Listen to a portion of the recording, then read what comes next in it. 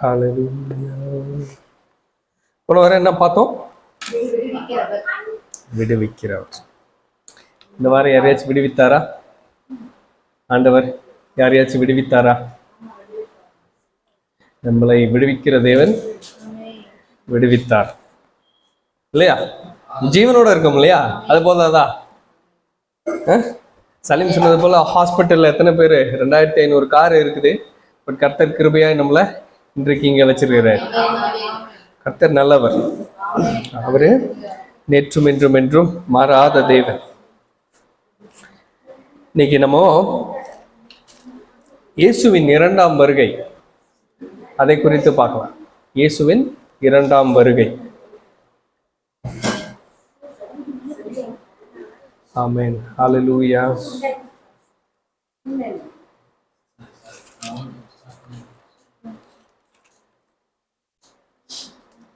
வெளிப்படுத்தின விசேஷம் 20ஆம் அதிகாரம் 11 to 15 வரைக்கும். வெளிப்படுத்தின விசேஷம் 20ஆம் அதிகாரம் 11 to 15. ரெவலேஷன். நான் பெரிய வெள்ளை சிங்காசனத்தையும் அதன் மேல் வீற்றிருக்கிறவரையும் கண்டேன். அவருடைய சமூகத்திலிருந்து பூமியும் வானமும் அகன்று போயின. அவைகளுக்கு இடம் காணப்படவில்லை. மரித்தோராகிய சிறியோரையும் பெரியோரையும் தேவனுக்கு முன்பாக நிற்க கண்டேன். அப்பொழுது புஸ்தகங்கள் திறக்கப்பட்டன. ஜீவ புஸ்தகம் என்னும் வேறொரு புஸ்தகமும் திறக்கப்பட்டது. அப்பொழுது அந்த புஸ்தகங்களில் எழுதப்பட்டவைகளின்படியே மரித்தோர் தங்கள் தங்கள் கிரியைகளுக்கு தக்கதாக நியாய தீர்ப்படைந்தார்கள். சமுத்திரம் தன்னில் உள்ள மரித்தோரை ஒப்புவித்தது. மரணமும் பாதாளமும் தங்களில் உள்ள மரித்தோரை ஒப்புவித்தன. யாவரும் தங்கள் தங்கள் கிரியைகளின்படியே நியாய தீர்ப்படைந்தார்கள். ஆமென். படிங்க சிஸ்டர். 15 வரைக்கும் படி. அப்பொழுது மரணமும் பாதாளமும் அக்கினி கடலிலே தள்ளப்பட்டன. இது 2ஆம் மரணம். ஜீவ புஸ்தகத்தில் எழுதப்பட்டவனாக காணப்படாதவன் எவனோ அவன் அக்கினி கடலிலே தள்ளப்பட்டான். ஜீவ புஸ்தகத்துல பேர் இல்லைன்னா எங்க போனோம்? அக்கினி கடையில. சரி, அக்கினி கடல்ல தூக்கி என்ன பண்ணுவாங்க? போட்டுருவாங்க. இந்த ரெவலேஷன் பாத்தீங்கன்னா ஆண்டவருடைய சிங்காசனம் எப்படி இருக்கு? வெள்ளை சிங்காசனத்துல யாரு உட்கார்ந்துட்டு இருக்கிறது? தேவன் உட்கார்ந்துட்டு இருக்கிறார்.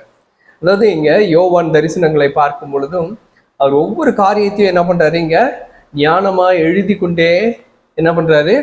வரார் இல்லையா? இங்க தேவனை பார்க்கும் பொழுது அவர் ஆச்சரியமான காரியங்களை ஒண்ணு ஒண்ணா சொல்றாரு. இந்த ஜீவ புஸ்தகத்துல நம்மளுடைய பேர் இல்லைன்னா என்ன பண்ணுவீங்க? அக்னி கடல்ல என்ன பண்ணுவீங்க? டைரக்டா போடப்பட்டுருவீங்க. இந்த புஸ்தகம் ரொம்ப முக்கியமான ஒரு புஸ்தகம். நம்மளுடைய பெயர்லாம் இந்த ஜீவ புஸ்தகத்துல இருக்கிறதுனாலதான் நம்ம இன்றைக்கு இங்க இருக்கிறோம். இல்லைன்னா தேவனை அறியாதபடிக்கு நம்ம எங்க இருப்போம்? வேற ஒரு இடத்துல வேற ஒரு காரியங்களை நம்ம செய்து கொண்டு இருப்போம் இல்லையா? ஜீவ புஸ்தகத்துல தேவன் நம்மளுடைய பெயரையும் என்ன பண்ணி வச்சிருக்காரு? குறித்து வைத்திருக்கிறார். அதற்காக நம் தேவனை ஸ்தோத்தரிக்க வேண்டும். ஆண்டவராகிய இயேசு கிறிஸ்து மறுபடியும் இந்த பூமிக்கு வரப்போகிறார். அது சீக்கிரத்துல நடக்க போகுது. ஏன்னா நம்ம ஒரு சில காரியங்களை சுற்றி பார்க்கும் பொழுது, இந்த பூமியில நடக்கிற காரியங்களை நம்ம பார்க்கும் பொழுது என்னவா இருக்கு? ஆண்டவர் என்ன சொல்லியிருக்காரு? அநேக இடங்கள்ல பஞ்சங்கள் இருக்கும், அநேக இடங்கள்ல பூமி அதிர்ச்சி இருக்கும், அநேக இடங்கள்ல யுத்தங்களின் சத்தத்தையும் என்ன பண்ணுவீங்க? கேள்விப்படுவீர்கள். இப்ப நம்ம யுத்தங்கள் சத்தத்தை கேட்டுட்டு இருக்கோம். அநேக இடங்கள்ல பஞ்சங்கள் இருக்கு, அநேக இடங்கள்ல என்ன நடக்குது? பூமி அதிர்ச்சி எல்லாமே நடக்குது இல்லையா? ஒவ்வொரு காரியத்தையும் நம்ம என்ன பண்ணணும்? ஆராய்ந்து அறிந்து பார்த்து கொள்ள வேண்டும். அதாவது நம்மளை சுத்தி என்ன நடக்குதுன்னு பார்க்கணும். அதே போல நம்மளுடைய வேதாகமத்தை பைபிளை வச்சு நம்ம பார்க்கும் பொழுது தெரியும் தேவனுடைய வருகை எவ்வளவு சீக்கிரமா இருக்குது. மனுஷன் என்ன ஆயிட்டு இருக்கான்னா அப்டேட் ஆயிட்டே இருக்கான். டெய்லி அப்டேட் ஆயிட்டு இருக்கான். அப்டேட்னா அவன் இந்த பூமியில அவன் ஒரு இடத்திற்கு போகுமோ, அதாவது வேற ஒரு லெவல்ல போயிட்டு இருக்காங்க அவங்க. இப்ப பாத்தீங்கன்னா ஒரு மிஷின் கண்டுபிடிச்சிருக்காங்க. அந்த மிஷின் பாத்தீங்கன்னா பேரலைஸ்டா இருக்கிறாங்க இல்லையா? அவங்களுக்கு அந்த சிப்பை பொறுத்துனா அவங்களால கை அசைக்க முடியுமா, கால் அசைக்க முடியுமா? அந்த ஒயர் பாத்தீங்கன்னா முடியை விட மெலிசா இருக்குமா. அதாவது மனுஷனுடைய எண்ணங்கள் எப்படி போயிட்டு இருக்குது பாருங்க இல்லையா? பாபேல் கோபுரம் கட்டும் பொழுது தேவன் என்ன பண்றாரு? இவன் என்ன பண்றானுங்க? என்ன இவ்வளவு பெரிய கோபுரத்தை கட்டுறாரு? அவரே இறங்கி வந்து என்ன பண்றாரு? பாஷைகளை மாற்றி போட்ட தேவனா இருக்கிறார். இப்போலும் இப்பொழுதும் அதே மனிதர்கள் என்ன பண்றாங்கன்னா தங்களுடைய என்ன சொல்றது ஞானத்தினால் பெருகி இருக்கிறாங்க. ஆர்டிஃபிஷியல் இன்டெலிஜென்ஸ் வந்துருச்சு, மெஷின் லேர்னிங்ன்றாங்க, ரொபோட்டிக் வந்துருச்சு, மனுஷனுடைய வேலையெல்லாம் மிஷின் செய்யுது. எல்லாமே பார்த்தீங்கன்னா மாறிட்டே இருக்கு. இந்த காரியங்கள்லாம் நீங்க பார்க்கும் பொழுது தேவனுடைய வருகை அது சீக்கிரமா இருக்கு. ஏன்னா இந்த சிப்பு, அதாவது முத்திரை, நெத்தியில போடுற முத்திரையும் கையில போடுற முத்திரையும் என்ன வந்துட்டு இருக்கு, அநேக இடங்கள்ல வந்துருச்சு. இப்ப நம்ம ஆதார் கார்டு என்ன பண்ணும், இணைச்சாதான் பேங்க்ல உங்களுக்கு எல்லாமே கிடைக்கும், ரேஷன் கடையில் எல்லாமே கிடைக்கும். ஆதார் கார்டு, பேன் கார்டு எல்லாம் இணைக்கணும். அதே மாதிரி ஒரு நாள் என்ன ஆகும், இந்த சிப்பை பொறுத்துனாதான் உங்களுக்கு எல்லாமே கிடைக்கும்னு சொல்லி வரும். அந்தி கிறிஸ்துவின் காலம் வரும் பொழுது இதெல்லாம் நடக்கும். இதெல்லாம் தேவனுடைய வருகைக்கென்று ஒரு அடையாளங்கள். அவரு தேவன் என்ன சொல்றாருன்னா, நான் அது சீக்கிரத்துல வருவேன், ஆனா வரும் பொழுது என்னுடைய நீங்க செஞ்ச பாவத்துக்குரிய காரியங்களை என்ன பண்ணுவாரு தேவன், அந்தந்த கிரியைகளுக்காக தக்கதான பலனை என்ன பண்றாரு அவரு எடுத்துட்டு வர்றார் இல்லையா. தேவன் ஒரு சில காரியங்களை செய்வார், அது சீக்கிரத்துல செய்ய போகிறார். நம்ம அதுக்குள்ள என்ன பண்ணணும், ஒரு கூட்ட ஜனத்தை ஆயத்தப்படுத்தணும். நான் இங்க ஜெபிக்கும் பொழுது, இன்னைக்கு மதியானம் ஜெபிக்கும் பொழுது, ஆண்டவரே எனக்கு கிறிஸ்துவ ஆத்துமாக்கள் வேண்டாம், கிறிஸ்துவ ஆத்துமாக்கள் எங்களுக்கு வேண்டாம் ஆண்டவரே, வேற சர்ச்ல இருந்து இன்னொரு சர்ச்ல இருந்து இங்க வேண்டாம், எங்களுக்கு புது ஆத்துமாக்களை கொடுங்க ஆண்டவரே. ஏன்னா எங்களுக்கு புது ஆத்துமாக்கள் தான் வேணும் ஆண்டவரே, இல்லையா. புது ஆத்துமாக்கள் தான் தேவனுக்காக வைராக்கியமாய் நிற்குவாங்க இல்லையா. அடி வாங்கினாலும் சரி, உத வாங்கினாலும் சரி, என்ன பண்ணுவாங்க, தேவனுக்காக நிற்பாங்க. பழைய ஆத்துமாக்கள் என்ன பண்ணிட்டு இருக்காங்கன்னு தூங்கிட்டு தான் இருக்காங்க. சபையும் தூங்கி கொண்டு இருக்கிறது, சபை மக்களும் என்ன பண்றாங்க, தூங்கிட்டு தான் இருக்கிறாங்க. தேவன் அதான் சொல்றாரு, நான் சீக்கிரமா வருவேன், விழித்து கொண்டு ஜெபம் பண்ணிட்டு இருங்க. அவருக்கே தெரியாது அவர் எப்போ வருவாருன்னு, ஆனா கண்ணிமைக்கிற நேரத்துல அவர் என்ன பண்ணுவாரு, வருவார். அவர் வாக்கு மாறாத தேவனாயிருக்கிறார். நம்ம அதை தான் பார்த்தோம் இல்லையா. வாக்கு மாறாத தேவன், அவர் வாக்குல என்னைக்கும் மாற்றமே இல்லை. அவர் வருவேன்னு சொன்னா அவர் கண்டிப்பா வருவார், ஆனா எப்போ வருவாருன்னு தெரியாது. ஆனா நம்ம அதுக்காக என்ன பண்ணணும், ஆயத்தப்பட வேண்டும். இங்க ஜீவ புஸ்தகத்துல நம்மளுடைய பெயர் இருந்துதான் இருக்கணும். ஆனா மோசேயின் காலத்துல பாத்தீங்கன்னா, மோசே தன்னுடைய இஸ்ரவேல் ஜனங்களுக்காக ஜீவ புஸ்தகத்துல என்னுடைய பேரை கிறுக்கி போட்டுட்டாலும் பரவாயில்ல, ஆனா இவங்களை என்ன பண்ணுங்க, ரட்சிக்கணும்னு சொல்லி யாரு, மோசஸ் சொல்றாரு. ஆனா ஜீவ புஸ்தகத்துல பேர் இல்லைன்னா எங்க போவீங்க, நரகத்துக்கு போயிருவீங்க. அதே மாதிரிதான் நம்மளுடைய ஜனங்களுக்காக நம்ம என்ன பண்ணணும், நம்ம செபிக்கணும். மோசையை போல செபிக்கணும். தன்னுடைய ஜனங்களுக்காக மோசே தேவனிடத்துல எப்படி பரிஞ்சு பேசினாரோ அதே போல நம்மளும் ஜெபிக்கணும். தேவனிடத்துல போய் ஜெபிக்கணும். ஆண்டவரே உங்களுடைய வருகை அது சீக்கிரமா இருக்குது, நாங்க ஒரு கூட்ட ஜனத்தை ஆயத்தப்படுத்த விரும்புகிறோம், அந்த ஜனங்களை எங்களுக்கு நீங்க தாங்க. இன்னைக்கு போய் ஹாஸ்பிட்டல்ல போய் ஜெபிக்கும் பொழுது அந்த பிரதர்னால கையை தூக்க முடியுது, கண்ணாசிக்க முடியாது. அப்போ ஜீவனுள்ள தேவனை நம்ம என்ன பண்றோம், வர்ஷிப் பண்ணிட்டு இருக்கோம். நீ என்ன இடத்துக்கு எங்க போய் என்ன வேணாலும் பண்ணலாம், ஆனா அது சடலமா தான் இருக்கும். ஏசப்பா ஒரு வார்த்தை சொன்னா அந்த சடலம் என்ன ஆகும், எந்திரிச்சு வெளியில வரும். மறிச்சு 3 நாள் ஆனாலும் சரி, அது எந்திரிச்சு வெளியில வரும் புதுசா.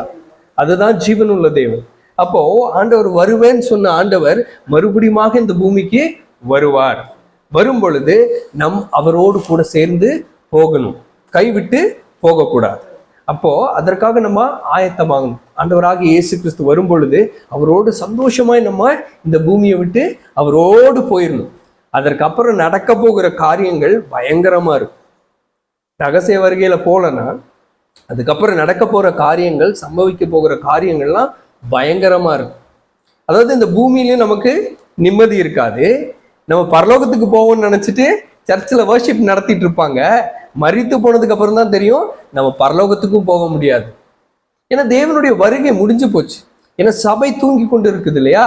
தூங்கிட்டு இருக்கும்பொழுது அவர் வந்துட்டு போயிட்டா அவங்களுக்கு தெரியாது, சபைக்கு தெரியாது. தேவன் எதற்காக வர்றாரு, சபைக்காக வர்றார். தன்னுடைய மனவாட்டியான சபையை தேடி தேவன் வரப்போகிறார். அந்த சபையை நாம் கட்டி எழுப்ப வேண்டும். தரிசனத்தை பிரதர் பார்த்தது போல அந்த தரிசனம் நிறைவேறும். அந்த தரிசனத்தை கொடுத்தது வாக்கு மாறாத தேவன்.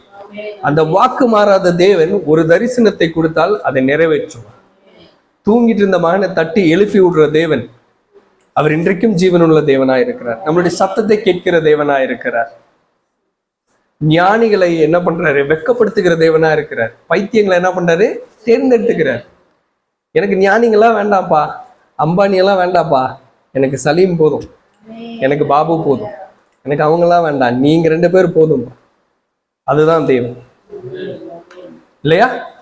எவ்வளவு பணம் சம்பாதித்தாலும் சரி, எதுவா இருந்தாலும் சரி, ஆண்டோடைய வருகையில நீ போவியா? அதுதான் முக்கியம். ஆண்டோடைய வருகையில நீ போவியா? நீ தீர்க்கதரிசியாயிரு, நீ ஒரு நல்ல போதகராயிரு, என்ன வேணாயிரு, உன்னுடைய இருதயம் எப்படிப்பட்டதா இருக்கு, உன்னுடைய சபை மக்களை நீ பரலோகத்துக்கு கூட்டிட்டு போக முடியுமா? தேவன் அதான் விரும்புறாரு, இல்லையா? ஒரே ஒரு ஆத்மாவை பரலோகத்துக்கு நம்ம கூட்டிட்டு போகணும், நம்மளுடைய கடமை.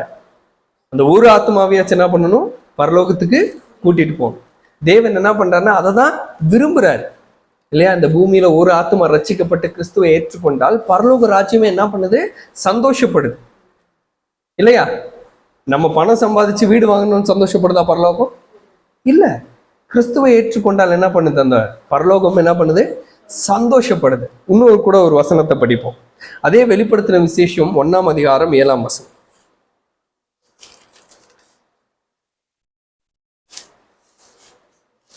1:7. மேகங்களுடனே வருகிறார், கண்கள் யாவும் அவரை காணும், அவரை குத்தினவர்களும் அவரை காண்பார்கள், பூமியின் கோத்திரங்கள் எல்லாரும் அவரை பார்த்து புலம்புவார்கள், அப்படியே ஆகும். ஆமென். ஆமென். அதாவது கண்கள் யாவும் அதை காணும். இயேசப்பாவை என்ன பண்ணுவாங்க? எல்லாரும் பார்ப்பாங்க. இன்னைக்கே அவரை குத்தினவர்களும் அவரை ஏளனமா இன்றைக்கும் பேசுகிற ஜனங்களை என்ன பண்ணுவாங்க? அவரை பார்ப்பாங்க. பார்க்கும் பொழுது அவங்க என்ன பண்ணுவாங்க? அவருடைய முழங்கால் மடங்கும். கர்த்தருக்கு முன்பாக அவர்கள் முழங்கால் மடங்கும். அவரை பார்க்கும் பொழுது ஒரு பயம் வரும். ஐயோ, இவரை பத்தியா நான் தப்பா பேசினேன், இப்படிப்பட்ட தேவனையா நான் தப்பா பேசினேன். இன்றைக்கு கூட பாத்தீங்கன்னா அநேகர் இயேசு கிறிஸ்துவை என்ன பண்றாங்க? ஏளனமாய் பேசி கொண்டிருக்கிற ஜனங்கள் அநேகராய் இருக்கிறார். ஏசப்பாவை தவறாய் பேசுறாங்க. ஏசப்பாக்கு கல்யாணம் ஆயிடுச்சுன்றாங்க, வைஃப் இருக்காங்கன்றாங்க, குழந்தைங்க இருக்குன்றாங்க. பரிசுத்தமுள்ள தேவனை எவ்வளவு அசுத்தப்படுத்த முடியுமோ அவ்வளவு அசுத்தப்படுத்தி கொண்டு இருக்கிறார். அதாவது கிறிஸ்துவை பற்றி அறியாதவர்களை அசுத்தப்படுத்தினாலும் பரவாயில்ல, கிறிஸ்தவர்களுமே அசுத்தப்படுத்தி கொண்டு இருக்கிறார். கிறிஸ்துவை விற்று கொண்டு இருக்கிறாங்க, இல்லையா? அதுதான் என்ன பண்றாங்க? கிறிஸ்துவை விற்று கொண்டு இருக்கிறாங்க. அதாவது கிறிஸ்துவை பற்றி, கிறிஸ்துனா என்ன? நமக்கு அன்பு. கிறிஸ்துனா என்ன? அன்பு, இல்லையா? அந்த அன்பு யாருனாலையும் கொடுக்க முடியாது. உன்னுடைய மனைவி கொடுக்க முடியாது, உன்னுடைய தாய், உன்னுடைய தகப்பன், உன்னுடைய பிள்ளைகள் யாருமே கொடுக்க முடியாத அன்பு தான் கிறிஸ்துவுடைய அன்பு. அந்த அன்பை பிரசங்கிக்காதபடிக்கு இந்த பூமிக்குரிய ஆசீர்வாதத்தை குறித்து நீ பேசும் பொழுது கிறிஸ்துவை நீ மறுதலித்து விடுகிறாய். கிறிஸ்துவை விட்டு நீ என்ன பண்ற? தூரமா இருக்கிற, இல்லையா? ஏசப்பா என்ன சொல்றாரு? இந்த பூமிக்குரிய ஆசீர்வாதத்தை தேடாத, இந்த பூமிக்குரிய ஆசீர்வாதம் உனக்கு வேண்டாம். அததான் தேவன் சொல்றாரு. ஆனா இன்றைக்கு சபையில என்ன போதிக்கிறாங்க? கிறிஸ்துவின் வருகையை குறித்து பேசுறது இல்லை, பாவத்தை குறித்து யாரும் பேசுறது இல்லை, இல்லையா? மரணத்துக்கு அப்புறம் ஒரு வாழ்க்கை உண்டு. அதாவது இந்த பூமிக்குரிய வாழ்க்கை இது கிடையாது. நம்ம செத்ததுக்கு அப்புறம் தான் வாழ்க்கையை ஆரம்பிக்குது. அதை எல்லாருமே புரிஞ்சுக்கணும். அதை புரிஞ்சுக்காதபடிக்கு சபை தூங்கி கொண்டு இருக்கிறது. தேவன் அதை விசாரிப்பார், நியாயம் விசாரிப்பார். அவர் நியாயம் விசாரிக்கிற நாள்ல என்ன பண்ணுவாரு? நியாயம் விசாரிப்பார். ஆண்டவராகிய இயேசு கிறிஸ்து மறுபடியுமாய் சொல்லிக் கொள்ளுகிற காரியம் என்னன்னா, ஒரு கூட்டு ஜனத்தை நீங்க ஆயத்தப்படுத்துங்க, சுவிசேஷத்தை பிரசங்கிங்க, ராஜ்யத்தின் சுவிசேஷத்தை குறித்து பேசுங்க. அதாவது பேதுரும் யோவானும் பவுலும் பிரசங்கிக்கும் பொழுது ஆண்டவருடைய வருகையை குறித்து தான் பேசுறாங்க. அவர் அப்பதானே போனாரு, அவங்கள விட்டுட்டு பாய் சொல்லிட்டு தானே போனாரு. ஆனா அவங்க என்ன பிரசங்கிக்கிறாங்க? அவர் மறுபடியும் வருவாருன்னு, இல்லையா? அப்போ அவங்களுக்கு இருந்த விசுவாசம், அப்ப திருப்பி வருவாரா? எப்ப வருவாரு? அடுத்த வாரம் வருவாரா? இல்ல அதுக்கு அடுத்த வாரம் வருவாரா? இல்ல, வருவார். ஆனா எப்போன்னு தெரியாது, ஆனா வருவார். ஆனா பேதுரும் யோவானும் தேவனோடு இருந்த பொழுதும் அவங்க என்ன பிரசங்கிச்சாங்க? அவர் மறுபடியுமாய் வரப்போகிறார். அவர் என்ன பண்றாரு? மறுபடியுமாய் வரப்போகிறார், நியாயம் விசாரிக்கிறவராய் வரப்போகிறார். உங்களையும் என்னையும் என்ன பண்ண போறாரு? நியாயம் விசாரிக்கிற தேவனாய் இந்த பூமிக்கு வரப்போகிறார். அவர் எப்படிப்பட்டவரா இருக்கிறாரு? தன்னுடைய வெள்ளை சிங்காசனத்துல என்ன பண்றாரு? உட்கார்ந்துட்டு இருக்கிற ஒரு தேவன். ஜீவ புஸ்தகத்தை பார்க்கிற தேவனா இருக்கிறார். 2 புஸ்தகம்னு சொல்றாங்க. ஒரு ஜீவ புஸ்தகம், இன்னொன்னு இன்னொரு மற்ற புஸ்தகத்துல நம்மளுடைய குறைகள் நிறைவுகள் நம்ம செஞ்ச பாவங்கள் எல்லாத்தையும் எழுதி வச்சிருப்பாங்க. அப்படிப்பட்ட புஸ்தகத்துல நம்மளுடைய பெயர் இருக்க வேண்டும். அவர் விசாரிக்கிற தேவனா இருக்கிறார். உங்களையும் என்னையும் விசாரிக்கிற தேவனா இருக்கிறார். அவர் எப்படிப்பட்டவரா இருக்கிறார்? நியாயாதிபதியா இருக்கிறார். நியாயங்களை அறிகிற தேவன், நியாயத்தை மாத்திரமே விரும்புகிற தேவன் நியாயாதிபதியா இருக்கிறார். ஆண்டவர் வரும் பொழுது நம்மளை நியாயம் விசாரிக்கும் பொழுது கருத்தாய் விசாரிப்பார். எப்படி விசாரிப்பார்? கருத்தாய் விசாரிப்பார். நான் இதை செய்ய சொன்ன செஞ்சியா, இதை பண்ண சொன்ன பண்ணியா, நான் உங்ககிட்ட என்ன சொன்னேன், நீ எப்படி வேதத்தை புரட்டி பேசினா, நான் சொன்னதெல்லாம் நீ செய்யல, நான் சொல்லாதது நீ என்ன பண்ண செஞ்ச. அப்போ இந்த வார்த்தைகளை புரட்டி பேசுகிறவர்களை நாம் என்ன பண்றோம்? இன்றைக்கும் விசுவாசித்து கொண்டு இருக்கோம். அதுதான் தப்பு. நம்ம எங்க சர்ச்சுக்கு போனாலும் நான் அதை தான் சொல்லுவேன். எங்க சர்ச்சுக்கு போய் பிரசங்கத்தை கேட்டாலும் மெசேஜ் கேட்டாலும் நீங்க எழுதி வைக்கிறீங்க இல்லையா, அதை எடுத்துட்டு வந்து வீட்டுல ரெஃபர் பண்ணி பார்க்கணும். பார்க்கும் பொழுது தெரிஞ்சிடும் அது உண்மையான சத்தியமா இல்ல அது சத்தியத்தை விட்டு விலகி போகுதா. அப்ப அவங்க பிரசங்கிக்கிறது உண்மையான கிறிஸ்துவா, எந்த கிறிஸ்துவை அவர்கள் பிரசங்கித்துக் கொண்டு இருக்கிறார்கள்? கிறிஸ்துவை போலவே ஒளியின் தூதனும் என்ன பண்றான்? வந்து பிரசங்கிக்கிறான். அவனும் அற்புதங்கள் அடையாளங்கள் எல்லாத்தையும் செய்து கொண்டு இருக்கிறான்ல இந்த பூமியில. அப்ப தேவனுடைய வருகைக்கென்று அவர்கள் என்ன பண்றாங்க? பேசுகிறது இல்ல. நீங்க கண்டிச்சு உணர்த்துனீங்கன்னா தான் நீங்க ஒரு ஊழியக்காரர். ஒரு நல்ல தகப்பன் எப்படிப்பட்டவனா இருக்கிறான்னா, தன்னுடைய பிள்ளையை கண்டித்து வளர்த்தால் மாத்திரமே அவன் ஒரு நல்ல தகப்பனா இருக்கிறான். இந்த பூமியில ஏன்னா ஒரு கூட்ட ஜனத்தை தேவன் நம்ம கையில கொடுக்கும் பொழுது, அவர்களை கண்டித்து வளர்க்கும் பொழுது அவருக்கு பரலோக ராஜ்யத்துக்கு வருவான் இல்லையா?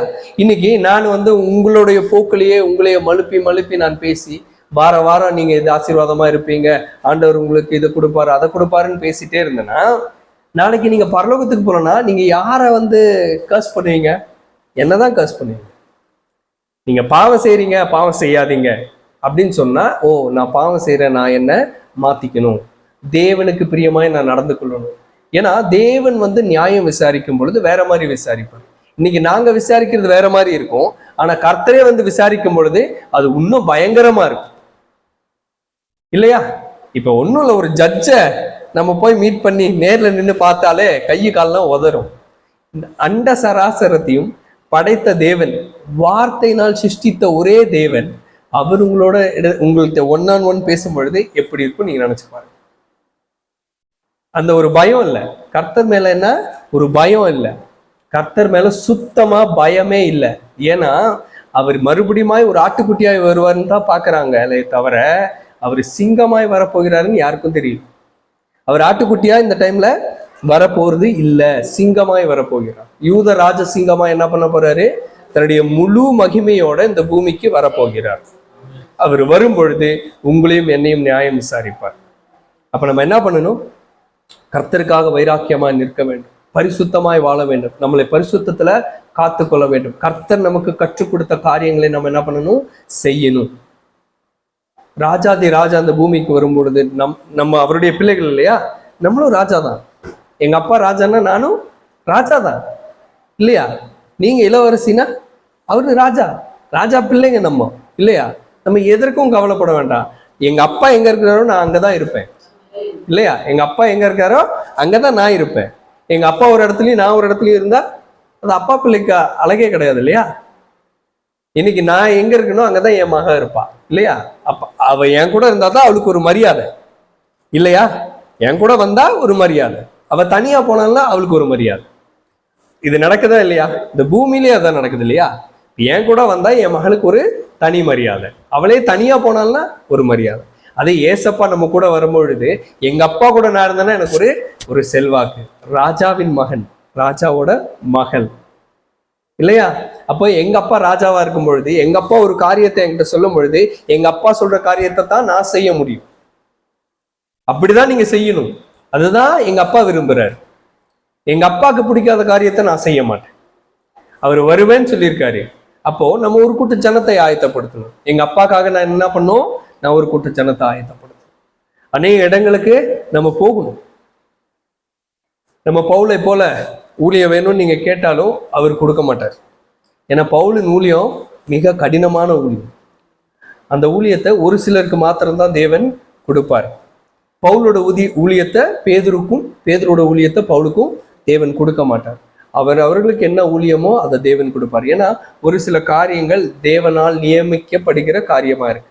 ஸ்தேவான் பார்த்தீங்கன்னா ஒரே ஒரு நாள் தான் ஊழியம் செஞ்சிருப்பாரு. ஸ்தேவானை கல்லெறிஞ்சு கொண்டுறாங்க. ஆனா அவர் சாகிறதுக்கு முன்னாடி என்ன பார்க்கிறாரு? தரிசனத்தை பார்க்கிறார். ஆண்டவராகிய இயேசு கிறிஸ்து பிதாவினுடைய வலது பாரசத்துல என்ன பண்றாரு? நிக்கிறத யாரு பார்க்கறது? ஸ்தேவான் பார்க்கிறாரு. ஒரே ஒரு நாள் தான் ஊழியம் செஞ்சாரு, ஆனா மகிமையாய் செஞ்ச ஊழியம் அது. இன்றைக்கும் அவரை குறிச்சு அநேக சபைகள்ல பேசிட்டு தான் இருக்கிறாங்க. ஆனா அதே யூதாஸ் காரியோத்து இயேசு கிறிஸ்து கூடவே இருக்கிறாரு 3 வருஷம், அவரை குறிச்சு யாரும் பேசுறது கிடையாது. ஆனா ஸ்தேவான் ஒரே ஒரு நாள் தான் ஊழியம் செஞ்சார், ரத்த சாட்சியாய் மரித்தார். இன்றைக்கு அவரை குறித்து நம்ம பேசிக்கொண்டிருக்கோம். 2500 வருஷம் கழிச்சும் இன்னைக்கு ஸ்தேவானை குறித்து நாம் பேசிக்கொண்டிருக்கோம். காரணம், அவர் ஆண்டவருடைய வார்த்தைகளையும் அவரை குறித்து ஒரு சாட்சியாய் வாழ்ந்தார். அதே போலதான் நம்மளும் ஆண்டவருடைய வருகைக்கு முன்பாக ஒரு சாட்சியாய் வாழ வேண்டும். மகிமையான காரியத்தை நாம் பார்க்க போறோம். நித்தியமாய் நம்ம அவர் கூட இருக்க போறோம். நித்தியமாய் அவருடைய சமூகத்துல என்ன பண்ண போறோம்? அவரு கூடயே தான் இருக்க போறோம், வரவே மாட்டோம். அந்த ஒரு நம்பிக்கையில நம்ம வாழணும். ஆண்டவர் இன்றைக்கு வந்தா நம்ம போகணும். அந்த நிச்சயத்தை உங்களுடைய இருதயத்துல எப்பொழுதுமே வச்சுக்கணும். அது ரொம்ப முக்கியம். தேவன் இன்றைக்கு வந்தா நம்ம என்ன பண்ணணும்? பரலோகத்துக்கு போகணும், கைவிட்டு போகக்கூடாது. இன்னும் கூட ஒரு வசனத்தை பார்ப்போம். 2 பேதுரு 3:10.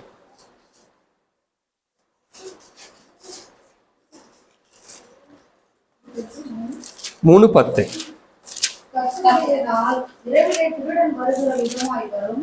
அப்பொழுது வானங்கள் மடமடவென்று அகன்று போம், பூதங்கள் வென்று உருகி போம், பூமியும் அதிலுள்ள கிரியைகளும் எரிந்து அழிந்து போம்.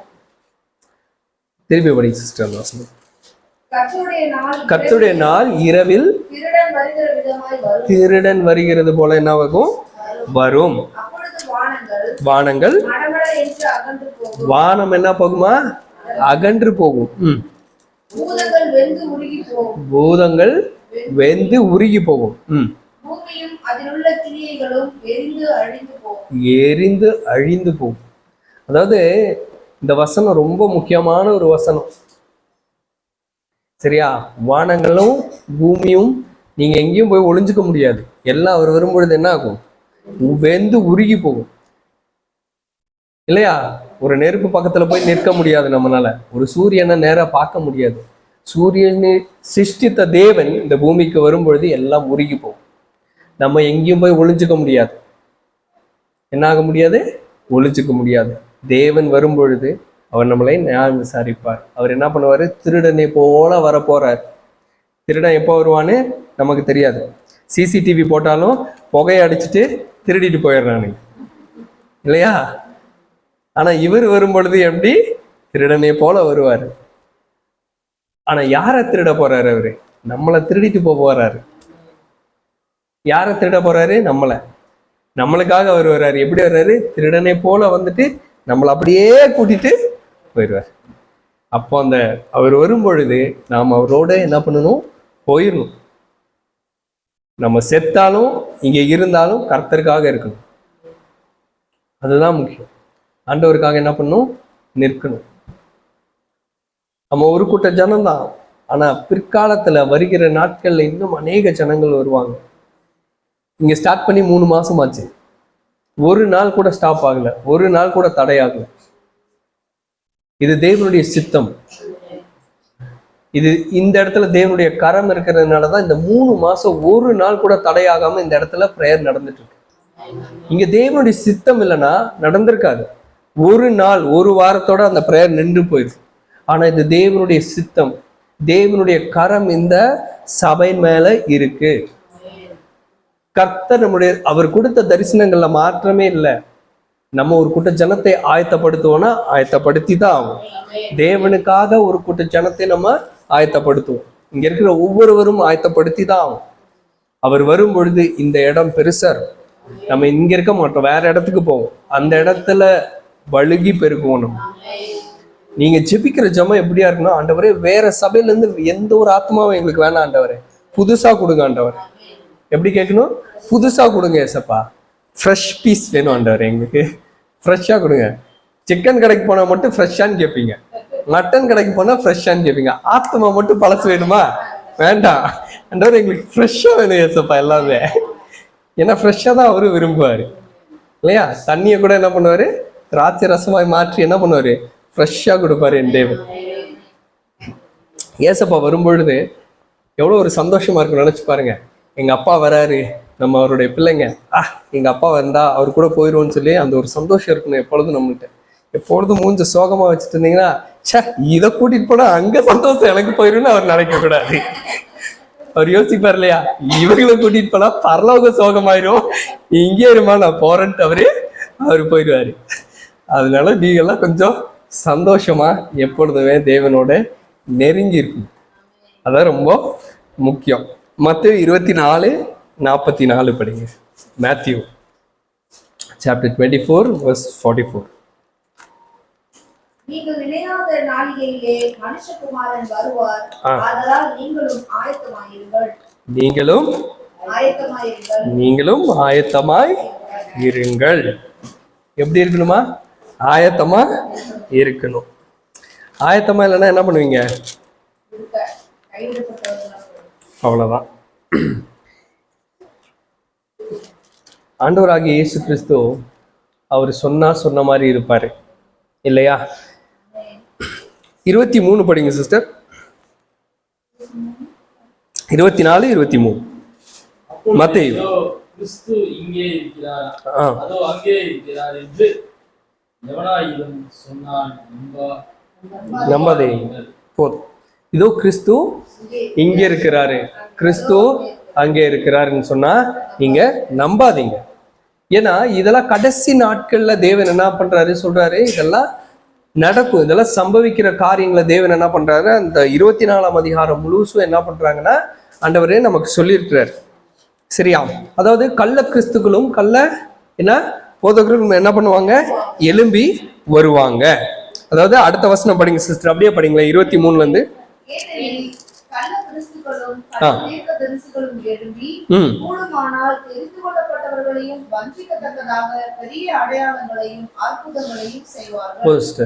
தயவு செஞ்சு அற்புதம் அடையாளம் நடக்குதுன்னு சொல்லி அந்த இடத்துக்கு போகாதீங்க. புரியுதா உங்களுக்கு என்ன சொல்றது? ஒரு இடத்துல அற்புதம் அடையாளங்கள் நடக்குதுன்னு அந்த இடத்துக்கு போகாதீங்க. தேவன் இடத்துல கேளுங்க, ஆண்டவரே அங்க போலாமா, நானு இது உங்களுடைய ஆவியினால் நடக்குதா, இந்த காரியங்கள்லாம் நீங்க தெரிஞ்சுக்கணும். ஆண்டவரே சொல்றாரு, இது அப்போஸ்தலர்கள் சொல்லல, யாரு சொல்றது?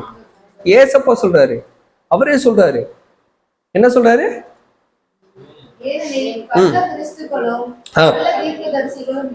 எழும்பி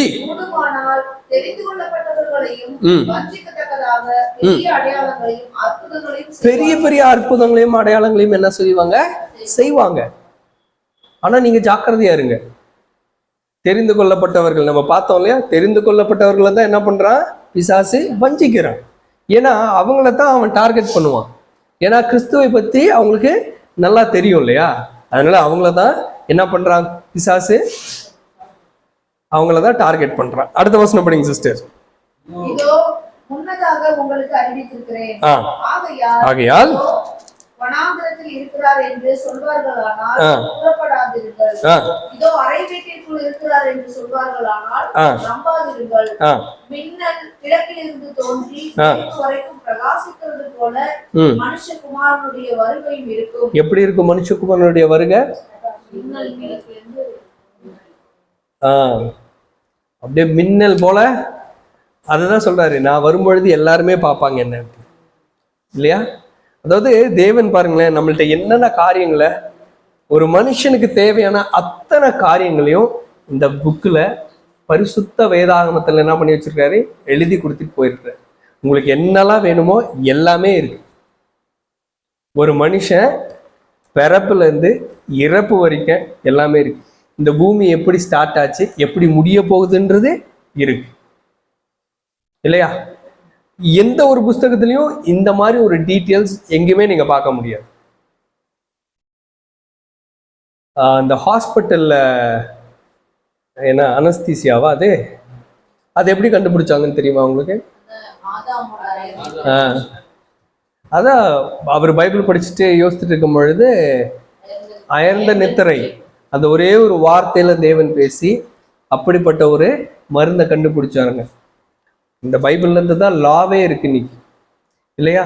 ஆண்டவர் பழைய ஏற்பாட்டில் பார்த்தீங்கன்னா பெண்களுக்கும் என்ன பண்ணும், அவங்களுடைய ஒரு ஷேர் கொடுக்கணும்னு சொல்லி பைபிளில் இருக்கு. அதை தான் கவர்மெண்ட் இம்ப்ளிமெண்ட் பண்றாங்க. ஸோ இந்த புஸ்தகத்திலிருந்து நிறைய காரியங்களை நம்ம கற்றுக்கலாம். அப்போ தேவன் வருவேன்னு சொன்னா அவர் என்ன பண்ணுவாரு? வருவார். திருடனை போல வருவார்னா வருவார். எப்பொழுதுமே என்ன பண்ணுங்க, விழித்திருங்கன்னா விழித்து தான் இருக்கணும், ஜெபிக்கணும். ஏன்னா அவர் வருவாரு. வரும் பொழுது நம்ம என்ன பண்ணணும்? அவரோட போகணும். நான் உங்கள்ட்ட எப்பொழுதும் படிச்சு அதான் சொல்றேன், அவர் வரும்பொழுது நம்ம போயிடணும். நம்ம என்ன பண்ணணும்? போயிடணும். நீங்க எப்பொழுது ஜெபிக்கும் பொழுது, ஆண்டவரே உங்களுடைய வருகையில நான் வரணும் ஏசப்பா, நீங்க என்ன ஆராய்ஞ்சு பார்க்கணும். ஃபர்ஸ்ட் நான் என்ன பண்ணியிருக்கேன், ஃபர்ஸ்ட் நம்மளை ஆராய்ந்து அறிந்து கொள்ள வேண்டும். ஏன்னா என் பிள்ளைக்காக நான் பேச முடியாது ஆண்டவர்கிட்ட போய். இப்போ நான் போறேன், என் குடும்பத்தோட நான் போனேன்னா நான் சந்தோஷமா இருப்பேன், இல்லையா? லாசரஸ் அதான் சொல்றேன், ஆண்டவரே யாரையாச்சும் அமுச்சு விடுங்க, என்னுடைய சகோதரர்களும் என்னுடைய பிள்ளைகளும் என்ன பண்ணிட்டோம் உங்களை பத்தி அறிஞ்சுக்கணும்னு. ஆனா லாசரஸ் ஆண்டவர் என்ன சொல்றாரு, அங்க ஆபிரகாம் அதுக்குன்னு ஆளுங்க அங்க இருக்காங்க, அவங்களே கேட்டு தெரிஞ்சுக்கிட்டோம் அப்படின்னு ஒரே வார்த்தையில சொல்லி முடிச்சிடறாங்க. நம்மளுடைய வார்த்தைகள் ஆண்டவர் ஆல்ரெடி கொடுத்துட்டாரு. இதைப்படி நம்ம நடந்தோம்னா பரலோகத்துக்கு போகலாம். இதை விட்டு விலகி போனோம்னா அது உங்களோட இஷ்டம், இல்லையா? அது என்ன பண்றது, அது உங்களுடைய இஷ்டம். இது கிறிஸ்து இங்க இருக்கிறாரு அங்க இருக்கிறாருன்னு யார் சொல்லுவாங்க? வேலை இல்லாதவர்கள், பிசாசு நம்மளை என்ன பண்ணுவான், வழி என்ன பண்றது, மாற்றி அமுச்சு விடுவான். ஆனா நீங்க ஜாக்கிரதையா இருங்கன்னு யார் சொல்றது? ஏசப்பாவே சொல்றாரு. அப்போஸ்தலர்கள்லாம் சொல்லல, ஊழியக்காரங்க யாரும் சொல்லல, அவரே சொல்றாரு. ஒரு ஸ்டேட்மெண்ட் அவரே கொடுக்குறாரு, என்ன போலவே வருவான்பா, நீ ஜாக்கிரதையா இரு. என் பேரை சொல்லிதான்ப்பா வருவான், நீ ஜாக்கிரதையா இரு. அவர் செய்கிற போலவே அற்புதம் அடையாளங்கள் செய்வாங்க, ஆனா நீ போகாத. வனாந்தரத்துல இருக்கான்னு சொல்லுவாங்க, நீ அங்க போகாத. என்ன சொல்றாரு? நீ போகாத. அப்ப நான் எங்கதான் ஆண்டவரே போகணும்? மீட்டிங் நல்லா இருக்குதே நான் போறேன் அப்படின்னா போங்க, நீங்க போங்க, நாங்க மட்டும் இருக்கிறோம் இங்க, ஏத்தப்ப வந்தா நாங்க போயிடுவோம்.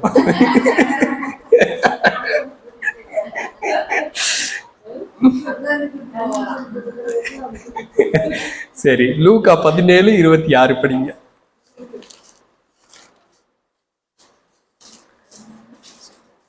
லூக்கா 16.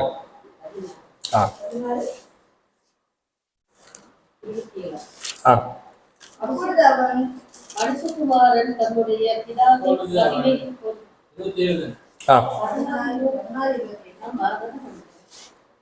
மனுஷகுமாரன் தம்முடைய பிதாவின் மகிமையை பொருந்தினவரால் தம்முடைய அப்பொழுது அவன் லூக்கா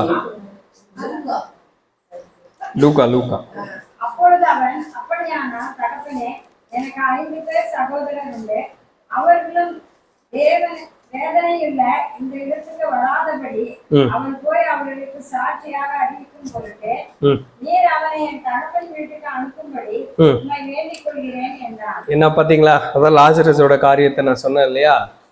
என்ன பண்ணுங்க, என்னுடைய தகப்பன் வீட்டுக்கு அனுப்பி விடுங்க அப்படின்னு சொல்லுவாங்க. அதாவது காரணத்துக்கு என்ன பண்றது, அதுக்கு ஆட்கள் இருக்கிறாங்க. நம்ம இன்னைக்கு நின்று இங்க பேசிட்டு இருக்கலாம், நம்ம ஒரு கூட்ட ஜனமா இருக்கலாம், 4 பேர் 5 பேர் 10 பேரா இருக்கலாம். ஆனா நம்ம தேவனுடைய சத்தத்தை கேட்டுக்கொண்டு இருக்கோம். அதை நம்ம என்ன பண்ணணும், விசுவாசிக்கணும். என்ன பண்ணணும், நம்ம விசுவாசிக்கணும். தேவனுடைய சத்தத்தை என்ன பண்றோம், விசுவாசிக்கணும். அதாவது நான் சொன்னது போல ஒவ்வொரு இடத்துக்கு நம்ம போறோம், ஒரு வாரம் முழுசும் ஒவ்வொரு இடத்துக்கு போறோம். ஆனா இந்த 3 மாசமா இந்த 6 மணிக்கு கரெக்டா ஒண்ணு கூடிடுறோம். எவ்வளோ வியாதியா இருந்தாலும் சரி, பிரச்சனைகளா இருந்தாலும் சரி, காரியங்களா இருந்தாலும் சரி. அன்னைக்கு நம்ம ஈரோடு மினிஸ்ட்ரிக்கு போயிட்டு எவ்வளோ ஸ்பீடா வந்தோம். ஏன்னா இங்க மீட்டிங் அது நிக்க கூடாதுன்னு சொல்லி அவ்வளோ ஸ்பீடா நாங்க வந்தோம். அன்னைக்கு கூட நம்ம வந்து என்ன பண்ணோம், பிரேயர் நடத்தி தான் முடிச்சோம். இது தேவனுடைய கரம், தேவனுடைய சித்தம், தேவனுடைய கரம் இங்க இருக்கு. தேவனுடைய என்ன பண்றது, அவருடைய கரம் இந்த சபை மேல இருக்கு. இந்த சபையை தேவன் கட்டி எழுப்புவார். நம்ம ஒரு நல்ல ஒரு இடத்துக்கு போவோம். நல்ல இடத்துக்கு போறதை விட நிறைய ஆத்துமாக்களை கூட்டிட்டு வரணும். அநேக ஜனங்களுக்காக நம்ம ஜெபிக்க வேண்டிய காரியமா இருக்கு. ஜெபிப்போம், ஆண்டவர் கொண்டு வருவார். நம்ம விதைக்கிறதே நம்மளுடைய வேலை. நம்ம விதைச்சிட்டே இருப்போம். எந்த இடத்துலலாம் விதைய போடுறோமோ ஆண்டவர் என்ன பண்ணுவாரு, விளைக்க பண்ணி நம்மள்கிட்டயே கூட்டிட்டு வருவாரு. ஏன்னா அது நம்மளோடது, விதை நம்மளோடது. ஆண்டவர் என்ன பண்ணுவார், என் பிள்ளை விதை போட்டிருக்கு, கூட்டிட்டு வருவோம்னு சொல்லி கூட்டிட்டு வருவார். ராஜாக்களும் ஆசாரியர்களோட என்ன பண்றாரு, நம்மளை உட்கார வைக்கிறாரு இல்லையா. நம்ம அங்கெல்லாம் போக வேண்டாண்டார், நாங்க அப்படியே ரோட்லயே எங்கேயாச்சும் நடந்து போய் முடியும் சுவிசேஷத்தை சொல்லிட்டு சந்தோஷமா இருக்கும். ஏன்னா பெரிய இடத்துக்கு நம்ம ஆசைப்பட்டோம்னு வச்சுக்கோங்களேன், என்ன ஆகும்னு சொல்லுங்க, பெருமை வந்துடும் நமக்கு. நம்ம இறங்கி போக மாட்டோம். அந்த பெருமை நமக்கு வரக்கூடாது. தேவன் என்ன பண்றாரு, பெருமைக்கு எதிர்த்து நிற்கிற தேவனா இருக்கிறார். அவர் எதுக்குமே எதிர்த்து நிற்க மாட்டார். ஆனா பெருமைக்கு மாத்திரம் தேவன் எதிர்த்து நிற்கிறார். நம்ம ஒரு பெரிய சபையை கட்டிட்டோம்னு வச்சுக்கோங்களேன், ஒரு 10 பாஸ்டர் இருந்தாங்கன்னா நம்ம ஊழியத்துக்கு போக மாட்டோம், நம்ம சோம்பேறி ஆயிடும். நமக்கு ஒரு சபை இருந்தாலும் அப்படியே ஒரு குட்டியா இருந்தாலும் அந்த இடத்துல நம்ம ராஜாவா இருக்கும். ராஜா வீட்டு பிள்ளை ராஜாவாவே இருக்கும். அந்த இடத்துக்கு வர்ற பிள்ளைகளை எப்படியாச்சும் ஆண்டவருடைய வருகையில கூட்டிட்டு போகும். நம்மளுடைய பிரசங்கம் எப்படி இருக்குன்னா, இந்த பூமிக்குரிய ஆசீர்வாதத்தை குறித்து பேசக்கூடாது, சத்தியத்தை குறித்து பேசணும், பாவத்தை குறித்து பேசணும், ஆண்டவருடைய வருகையை குறித்து பேசணும் இல்லையா. இதுதான் தேவன் நமக்கு கற்றுக் கொடுத்துருக்காரு. யோவான் ஸ்நானகரும் அதான் பிரசங்கிச்சாரு, இயேசு கிறிஸ்துவும் அதான் பிரசங்கிச்சாரு, அவருடைய அப்போஸ்தலர்களும் அதை தான் பிரசங்கிறாங்க. ராஜ்யத்தின் சுவிசேஷம் அதைத்தான் அவங்க பிரசங்கிக்கிறாங்க. தேவன் எப்போ வருவாரு, எப்படி வருவாரு, எங்க வருவார், அதுக்கு நீ எப்படி ஆயத்தமாகும், இதுதான் பிரசங்கமா இருக்கும். இன்னைக்கு சிஸ்டர் ஆகட்டும் சரி, பிரதர் ஆகட்டும் சரி, நீங்க யார் எங்க போனாலும் சரி, ஃபர்ஸ்ட் ஏசப்பாவோட அன்பை சொல்லு. அது ரொம்ப முக்கியம். ஏன்னா அந்த அன்புக்காக தான் எல்லாருமே இயங்கிட்டு இருக்காங்க. இந்த பூமியில ஒரு மனுஷனுக்கு தேவை அன்பு, ரெண்டாவது சமாதானம். இது ரெண்டுமே ஏசப்பா மாத்திரம்தான் கொடுக்க முடியும். அந்த அன்பு சமாதானம் இருந்தா மாத்திரமே தான் ஒரு மனுஷன் இந்த பூமியில சந்தோஷமா வாழ முடியும் இல்லையா. அந்த அன்புக்கு தான் எல்லாருமே இயங்கிட்டு இருக்காங்க. அந்த அன்பை உண்மையா கொடுக்கறது ஏசப்பா, அது மாத்திரம் தான் கொடுக்க முடியும் இல்லையா. அதே மாதிரி சமாதானத்திற்காக இயங்கிட்டு இருக்கிறோம். அவங்க ஜெபிச்சுட்டு ஹாஸ்பிட்டல்ல வந்து உட்காந்துட்டு இருக்காங்க, இவங்க போய் ஆண்டவரை பத்தி சொல்றாங்க. அப்ப ஆண்டவர் ஒரு நோக்கத்தோட அங்க கொண்டு போய் விடுறாரு. அப்ப அந்த குத்தி ஜபத்தி என்ன பண்றாரு ஏசப்பா, அதை கொடுத்து கேட்கிறாரு. அப்போ எல்லா ஜபங்களையும் அவர் என்ன பண்றாரு, கேட்கிற தேவனா இருக்கிறார், தங்களுடைய இருதயங்களை பார்க்கிற தேவனா இருக்கிறார். அவர் வரும் பொழுது என்ன பண்ணணும், நம்ம பரலோகத்துக்கு போகணும். வெறுங்கையோட போகக்கூடாது. நம்ம எல்லாரும் ஒரு கூட்ட ஜனத்தை ஆயத்தப்படுத்திட்டு அவர் கூட போகும். என்ன பண்றோம், ஒரு கூட்ட ஜனத்தை ஆயத்தப்படுத்துறோம், ஏசப்பாவோட வருகையில போறோம். ஒரு அல்லேலூயா சொல்லுங்களேன். அம்மா இப்படி சொன்னீங்கன்னா நானே தூங்கிடுவேன். சரி, தேவன் வரும்பொழுது நம்ம போறோம், அவ்வளவுதான். ஒரே முடிவு, ஆண்டவர் வந்தா நம்ம போயிடும். அப்பவும் பரலோகத்துக்கு தான் போவோம், கவலைப்படாதீங்க. நாங்க வந்து ஜெபம் பண்ணிடுவோம் எல்லாத்துக்கும். ஆண்டவர் வருவார், நம்ம காத்திருப்போம். ஏன்னா அவரே சொல்றாரு இல்லையா, திருடனை போல வருவேன், எனக்கே தெரியாது எப்போ வருவேன். நமக்கு இந்த பூமியில எவ்வளவு நாட்கள் ஆண்டவர் வச்சிருக்கிறாரோ வரைக்கும் ஓடுவோம். அது வரைக்கும் என்ன பண்ணுவோம், ஓடுவோம். நல்ல சுகத்தையும் பலத்தையும் ஜீவனையும் தேவன் கொடுத்து வைத்திருக்கிறார் இல்லையா. நமக்கு எந்த ஒரு குறையும் இல்லை. 2 கார் இருக்கு, 4 ஸ்கூட்டர் இருக்கு, எங்க வேணாலும் எடுத்துட்டு எங்க வேணாலும் போகலாம் ஊழியத்துக்கு இல்லையா. நல்ல சுகத்தை கொடுத்துருக்காரு, பலத்தை கொடுத்துருக்காரு, பெட்ரோலுக்கும் காசு கொடுப்பாரு, அதையும் அடிச்சுட்டு நம்ம பாட்டுக்கு போயிடுவோம். தேவனுக்காக நம்ம ஓடுவோம். நம்ம நாட்கள் ரொம்ப குறைவா இருக்கு. ஆண்டவருடைய வருகை ரொம்ப சீக்கிரமா இருக்கு. ஆண்டவருடைய வருகை என்ன பண்றது, ரொம்ப சீக்கிரமா இருக்கு. நான் அநேக காரியங்கள் பார்க்கும் பொழுது ஆச்சரியமா இருக்கு. இன்றைக்கு வரைக்கும் தேவனுடைய வருகையை குறித்து யாருமே பேசுறது இல்லை. சண்டேஸ்லயே ஆகட்டும் சரி, ஒரு மீட்டிங்லயே ஆகட்டும் சரி, இந்த பூமிக்குரிய ஆசீர்வாதத்தை குறிச்சே பேசி எந்த ஒரு பிரயோஜனமே கிடையாது. அன்னைக்கு சொன்ன இல்லையா, ஜவஹர் சாமியில அவரோட பையன் டேனியல் ஜவஹர் வந்திருந்தாங்க. கிட்டத்தட்ட 1 கோடி ரூபாய்க்கு மேல செலவு. அங்க நின்று டான்ஸ் ஆடுறாங்க, பாட்டு பாடுறாங்க. என்ன ஒரு பிரயோஜனம்? எத்தனை ஆத்மாவை நீ ரட்சிச்ச? அதுல இருந்து எத்தனை பேர் ரட்சிக்கப்பட்டாங்க? உன்னுடைய பாட்டை கேட்டு உன் டான்ஸை கேட்டு எத்தனை பேர் ரசிக்கப்பட்டாங்க? என்ன பிரயோஜனம்? அதனால உனக்கு என்ன பிரயோஜனம்? டேவிட் பிரகாசம் வந்திருந்தாரு, அப்புறம் ஜான் ஜபராஜ் வந்திருந்தாப்புல. இவங்கெல்லாம் வந்து டான்ஸ் ஆடினால எத்தனை ஆத்மா ரசிக்கப்பட்டுச்சு? அத்தனை ஆத்மா பரலோகத்துக்கு போகுமா? அப்ப திடீர்னு ஏசப்பா வந்துட்டா என்ன பண்ணுவாங்க? அவரை குத்தினவர்களும்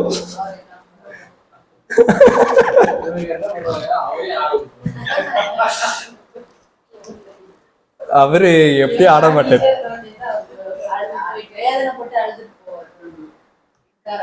ஆஹா, வேதனை பட மாட்டார்.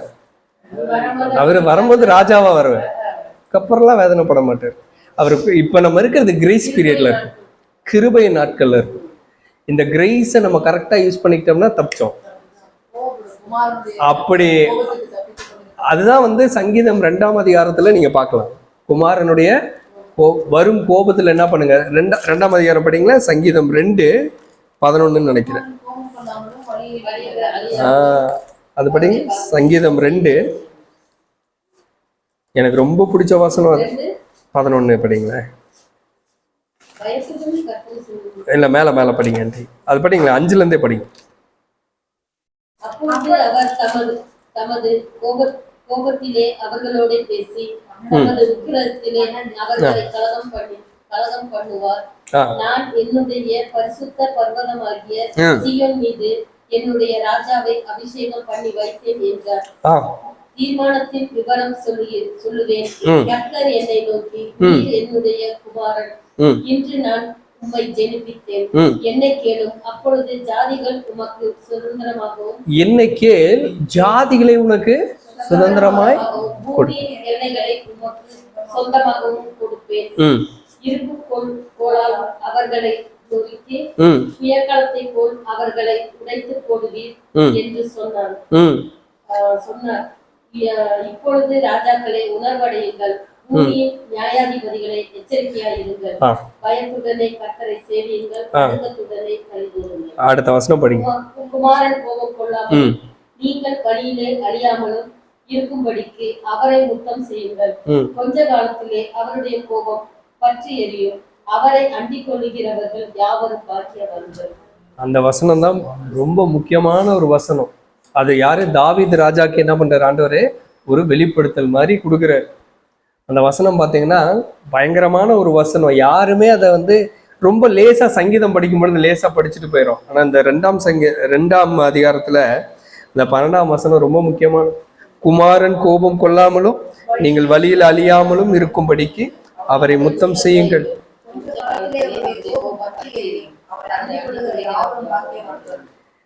குமாரன் கோபம் கொள்ளாமலும், அவர் கோபமே பட மாட்டார், அவரையவே கோபப்படுத்துறாங்கன்னா அவரை தான் சொல்றாரு. குமாரன் கோபம் கொள்ளாமலும் அவருடைய வழியில் அழியாமலும் இருக்கும்படிக்கு அவரை முத்தம் செய்யுங்கள். கொஞ்ச காலத்திலே அவருடைய கோபம் பற்றி எரியும், அவரை அண்டிக் கொள்ளுகிற யாவரும் பாக்கியவான். அவரை அண்டிக் கொள்ளுகிற யாவரும் பாக்கியவான். நம்ம எல்லாம் அவரை அண்டிக் கொள்ளணும். அவருடைய பாதத்தை தினமும் என்ன பண்ணணும்? முத்தம் செய்யணும். தேவனுடைய வருகைக்காக நம்ம ஆயத்தமாகும். சபையை தேவன் கொடுத்துருவார், ஆத்துமாக்களை தேவன் கொடுத்துருவார், அவர் கொடுத்துருவார். அவர்களை எப்படி நம்ம வழி நடத்தி கொண்டு போறோன்றது ரொம்ப முக்கியம். இன்னைக்கு நம்ம இப்படி பிரசங்கிக்கிறோம் இல்லையா, இதே மாதிரி தான் நம்மளுடைய பிரசங்கம் இருக்கணும். நாளைக்கு அவங்க வராங்கன்னு சொல்லி அவங்கள மகிமைப்படுத்திட்டு தேவனை விட்டுட்டு நம்ம போகக்கூடாது. நம்மளுடைய பிரசங்கத்தை கேட்கிறவங்க இந்த இடத்துல இருந்தாங்கன்னா இருக்கட்டும், இல்லாதவங்க போட்டும். அதை நீங்க எப்பொழுதுமே வந்து அவங்களுக்காக நீங்க உங்களுடைய என்ன உங்களுடைய டாக்டரினை விட்டு கொடுத்துறாதீங்க. உங்களுடைய டாக்டரினை என்ன பண்ணுங்க? விட்டு கொடுத்துறாதீங்க. சபையில் ஆத்துமாக்கள் சேர சேர என்ன பண்ணுவோம்? நம்ம அவங்களுக்கு தேவையானதை குறிச்சே நம்ம பேசக்கூடாது. கர்த்தருக்கு என்ன தேவையோ அதை தான் பேசும். நம்ம ஜெபிக்கிற ஜெபம் ஃபர்ஸ்ட் நாள் நம்ம என்ன ஜெபிச்சோம்? ஆண்டவரே, உமக்கு பிரியமில்லாதவர்கள் யாரும் இந்த இடத்திற்கு வர வேண்டாம். உங்களுடைய சத்தியத்தையும் உங்களுடைய வார்த்தையும் கேட்கிற மக்களை மாத்திரம் இங்க கூட்டிட்டு வாங்க. வைராக்கியமான ஜனங்களை கூட்டிட்டு வாங்க, ஜெபிக்கிற மக்களை கூட்டிட்டு வாங்க. எதுக்காக கேட்கிறோம்? அதெல்லாம் பரலோகத்துக்கு போகும். ஆண்டவருக்காக ஒரு கூட்ட ஜனம் என்னுடைய தரிசனம் தான். ஆண்டவர் என்கிட்ட அதான் சொன்னார், நான் அது சீக்கிரத்துல வரப்போகிறேன், எனக்காக ஒரு கூட்ட ஜனத்தை நீ ஆயத்தப்படுத்து. இந்த வசனம் தான், இந்த வார்த்தை தான் அவர் எனக்கு கொடுத்த வார்த்தை. அவர் வந்து நான் எல்லாத்தையும் கேட்கல, ஒரு கூட்ட ஜனத்தை நீ ஆயத்தப்படுத்து. அவர் என்ன சொல்றாரு அதுக்கு முன்னாடி, நான் அது சீக்கிரத்துல வரப்போகிறேன், எனக்காக ஒரு கூட்ட ஜனத்தை நீ ஆயத்தப்படுத்து. அதுதான் எனக்கு கொடுத்த ஒரு வாக்கு.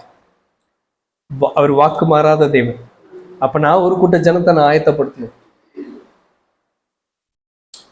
பிரதர்கிட்ட பேசுறதுக்காக கிட்டத்தட்ட 3 நாளோ 4 நாளோ மனசுல ஜெபிக்கும் பொழுதெல்லாம் ஆண்டவர் சொல்லுவார், பேசு பேசு. ஆனா நான் பேசவே இல்லை. என் ஒய்ஃப்ட்டு சொல்லிட்டே இருந்தேன், என்னம்மா பேச சொல்றாரு, பேசணுமா பேசணும். ஃபோன் எடுப்பேன் வச்சிருவேன். ஒரு நாள் ஃபோன் அடிச்சிட்டேன். அடிச்சோடனே பேசினேன், என்னை 1 மாசத்துக்கு முன்னாடியே 2 மாசத்துக்கு முன்னாடியே தான் உன்னை நினைச்சேன். நான் குன்னூர் போனேன், நான் உன்னை நினைச்சேன், நம்ம விளையாண்ட இடத்தெல்லாம் பார்த்தேன், உன்னை நான் நினைச்சேன். ஆனால் இன்னைக்கு ஃபோன் பண்ணிட்டேன், நீ நாளைக்கு வீட்டுக்கு வா. கடைசியில் பார்த்தா பர்த்டே. என் பிள்ளைக்கும் அன்னைக்கு பர்த்டே. இல்லை இந்த வாரம் வேண்டாம், நான் சனிக்கிழமை வந்து பார்க்கும் பொழுது ஆண்டவர் இணைச்சார். இணைச்சு 1 வாரத்துலையோ 2 வாரத்துலையோ இந்த இடத்துல ஸ்டார்ட் பண்ணோம். இன்னைக்கு 3 மாசம் ஆச்சு. ஒரு நாள் கூட நிக்கல. தேவன் இணைச்சதை யாருனாலையும் பிரிக்க முடியாது. இன்னைக்கு சலீம் இந்த இடத்துல வந்து பிரசங்கம் பண்ணா நான் சந்தோஷப்படுவேன். நான் பிரசங்கிச்சேன்னா சலீம் சந்தோஷப்படுவேன் இல்லையா? ஏன்னா எங்களுக்கு அந்த ஒரு நான் தான் வந்து பிரசங்கிக்கணும், நான் தான் பேசணும் அப்படின்லாம் எனக்கு கிடையாது. அதே போலதான் அவனும் இல்லையா? அப்போ தேவன் இணைப்பார் இல்லையா? நாளைக்கு சலீம் எங்கேயாச்சும் போகும்போது நான் அவனுக்காக ஜெபிப்பேன், நான் எங்கேயாச்சும் போனா சலீம் எனக்காக ஜெபிப்பேன். அப்போ தேவன் இணைச்சிருக்கிறார். என்ன நோக்கத்திற்காக இணைச்சிருக்கிறார்? நமக்கு ஒரு ஆத்மா ஆதாயம் பண்ணணும். ஒரு கூட்ட ஜனத்தை ஆயத்தப்படுத்துவோம். இந்த இடத்துல ஒரு சபையை கட்டுவோம். இந்த இடத்துலயே நம்ம வருவோம். அநேக ஜனங்கள் வருவாங்க. தரிசனங்கள் நிறைவேறும். தேவன் நிறைவேற்றுவார். ஒரு விஷயம் நடக்கலைன்னா தேவன் தரிசனமாய் நமக்கு காட்ட மாட்டார் இல்லையா? ஏன்னா அவர் வாக்கு மாறாத தேவன். அவர் சொன்னது போல இருப்பார். அப்ப தரிசனம் கொடுத்துருக்காருன்னா இந்த இடத்துல அநேக ஜனங்கள் வருவாங்க. அந்த இடத்துல ஆண்டவர் நிரம்பி வழிய பண்ணுவார். அநேக அற்புதங்கள் அடையாளங்கள் நடக்கும். நம்ம மற்றவங்கள மாதிரி எல்லாம் இல்லை. நம்ம அற்புதம் அடையாளம் நடந்தாலும் யாருக்கையும் சொல்லக்கூடாது, சத்தமே இல்லாம இருந்துடணும். அதுதான் தேவன் விரும்புறாரு. ஏசப்பா அந்த ஊழியத்தை தான் செஞ்சாரு. சுகப்படுத்தின அத்தனை பேருக்கு என்ன பண்றாரு, நீ போய் எங்கேயும் வெளியில சொல்லிடாத. ஆனா என்ன பண்றான், அவன் போய் சொல்லி. ஏன்னா அவனுக்கு ஒரு சாட்சி இல்லையா, ஆண்டவர் என்ன குணப்படுத்தினார். அதனால தேவனுடைய வருகைக்காக நம்ம ஒரு கூட்ட ஜனத்தை ஆயத்தப்படுத்துவோம். கர்த்தருக்காக எழும்பி ஓடுவோம்.